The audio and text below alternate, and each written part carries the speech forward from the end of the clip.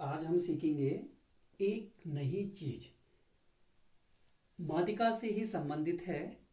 ठीक है कि कुछ विशिष्ट परिस्थितियों में या कुछ विशिष्ट स्थितियों में माध्यिका की गणना, कुछ विशिष्ट परिस्थितियां हैं और उन परिस्थितियों में कैसे हम माध्यिका की गणना करते हैं। जैसे कि प्रथम वर्गांतर ही माध्यिका वर्गांतर होने पर पहली स्थिति क्या है कि अगर माध्यिका वर्गांतर क्या है, प्रथम वर्ग में ही आ जाता है। ठीक है कि जो माध्यिका वर्गांतर होता है वो हमको प्रथम वर्गांतर में ही मिल जाता है, तो उस वाली कंडीशन में हम क्या करेंगे, उस वाली कंडीशन में हम कैसे माध्यिका को निकालेंगे। तो क्या होता है इसमें कि कभी कभी आवृत्ति वितरण इस प्रकार का होता है कि प्रथम वर्गांतर ही माध्यिका वर्गांतर हो जाता है। तो ऐसी स्थिति में C का मूल्य क्या होगा, C का मूल्य क्या होगा। ठीक है, आप माध्यिका की गणना करने वाले सूत्र को जानते हो कि m बराबर L1 plus L2 minus L1 upon F m minus C। तो यहाँ पे C जो है उसी का मूल्य हमें क्या करना है, ज्ञात करना है। कौन सी स्थिति में, जब क्या होगा कि माध्यिका वर्गांतर किस में निकलेगा, प्रथम वर्गांतर में निकलेगा। तो वहां पे C का मूल्य क्या होगा, C के जगह में हम क्या रखेंगे।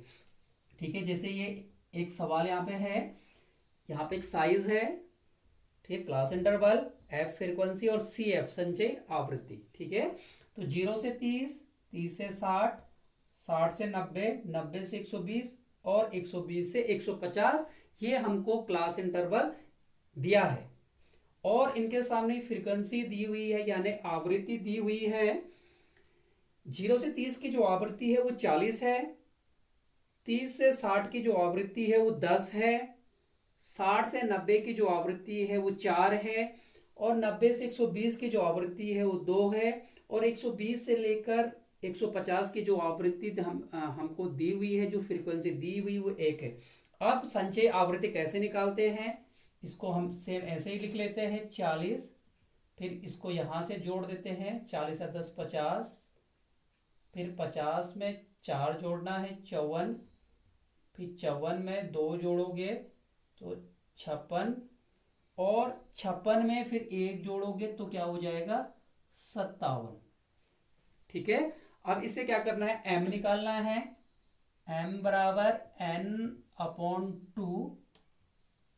इससे हम क्या करते हैं, m निकालते हैं, तभी तो हमें क्या पता चलेगा कि माध्यिका किस वर्गांतर में आ रही है। ठीक है, जो माध्यिका है वो किस वर्गांतर में आ रही है। जब तक हम इसको नहीं निकालेंगे, m बराबर n अपॉन 2 को नहीं निकालेंगे, तब तक हमें पता नहीं चलेगा कि हमारा जो माध्यिका है वो कौन से वर्गांतर में है।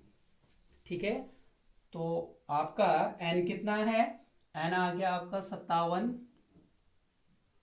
अपॉन 2। ठीक है, 57/2। अब 2 का भाग 57 में देना है तो कितनी बार जाएगा, ये जाएगा 28.5। ठीक है, 28.5 पद का मान। ठीक है, अब आपको यहां देखना है, यहाँ इनमें कि ये 28.5 कहाँ पे आ रहा है। ठीक है, 28.5 कहाँ पे आ रहा है, यहाँ पे आ रहा है क्योंकि 40 से छोटा है। ठीक है, तो ये पहले ही वर्गांतर में हमें क्या मिल जा रही है, माध्यिका वर्गांतर हमको मिल जा रहा है। तो यही यहाँ पे कह रहे थे हम कि ऐसी स्थिति में जो C का मान क्या रखना है हमको, क्योंकि जो C होता था वो हम क्या करते थे कि माध्यिका वर्गांतर के ठीक ऊपर वाले वर्गांतर की संचय आवृत्ति को हम रखते थे। ठीक है, तो और पर हम यहाँ पर क्या रखेंगे, अब हम यहाँ पे क्या रखेंगे, तो इसको इस वाले फॉर्मूले में रख लीजिए, m बराबर L1 plus L2 minus L1 upon F m minus C। ठीक है, तो यहाँ पे आपका L1 कितना है 0, L1 कितना है 0, लोअर लिमिट कितनी है 0, प्लस L2 कितना है L2 हमारा है 30, अपर लिमिट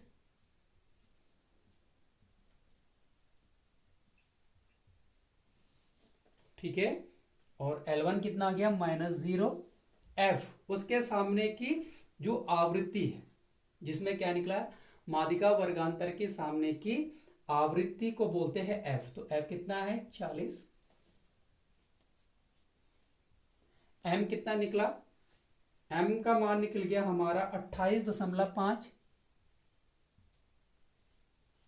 और माइनस 28.5 और माइनस C की जगह में, तो C की जगह में हम क्या रखेंगे, यहाँ पे शून्य रखेंगे, C की जगह में क्या रखेंगे, शून्य रखेंगे। ठीक है, हम यहाँ पे क्या रखेंगे, C की जगह में यहाँ पे अब क्या हो जाएगा, शून्य हो जाएगा, C की जगह में शून्य रखेंगे।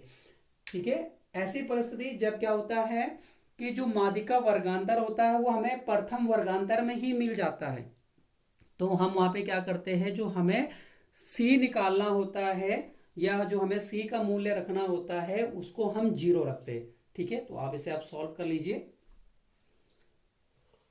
इसको सॉल्व कर लीजिए, तो 0 + 30/40 इंटू 28.5। ठीक है, 40 का भाग 30 में दीजिए। ठीक है, या इसकी इंटू कर लीजिए, तो 0 हमने 30 की इंटू 28.5 में करते हैं तो ये हो जाएगा 855/40। अब इसका भाग दीजिए, 40 का भाग 855 में दीजिए, तो ये जाएगा 21.37। ठीक है, ये हमारा क्या हो जाएगा, आंसर हो जाएगा 21.37, ये हमारा आंसर निकल जाएगा। ठीक है, तो ये ऐसी परिस्थिति के लिए है या ऐसी स्थिति के लिए है जब हमें मादिका वर्गांतर प्रथम वर्गांतर में ही मिल जाता है, तो उस स्थिति में हम क्या करते हैं, जो C का मूल्य होता है उसे हम हमेशा शून्य रखते हैं, क्योंकि इसके ऊपर कुछ नहीं है। ठीक है, इसके ऊपर कुछ नहीं है, तो इसलिए हम क्या करते हैं, C का मूल्य शून्य रखते हैं।